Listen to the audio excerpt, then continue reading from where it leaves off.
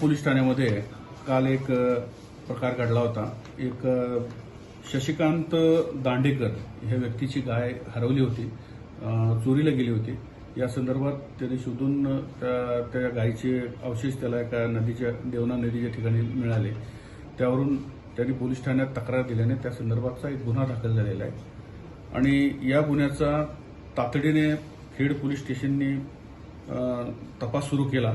या तपासामध्ये 4 टीम तयार करण्यात आल्या होत्या आरोपीच्या शोधासाठी आणि मिळालेल्या माहितीच्या आधारे आपल्याला काही आरोपी या गुन्ह्यामध्ये मिळालेले आहेत आणि यामध्ये जे गायीचं मांस आहे ते पण गायीचं मांस पण आपल्याला एका आरोपीच्या ताब्यात आपल्याला मिळालेलं आहे।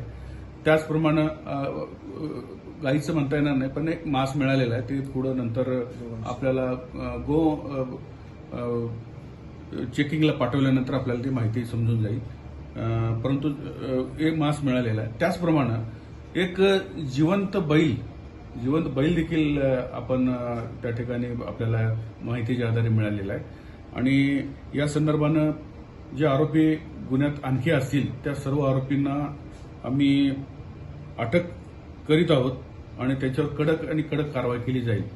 त्याचप्रमाणे या अनुषंगानं काही अधिक अनाधिकृत कोणीतरी पत्रक व्हायरल करून की बाबा या संदर्भात बंद पाळायचं त्यांनी आवाहन केलेलं आहे, परंतु असा कोणताही बंद नागरिकांनी पाळू नये।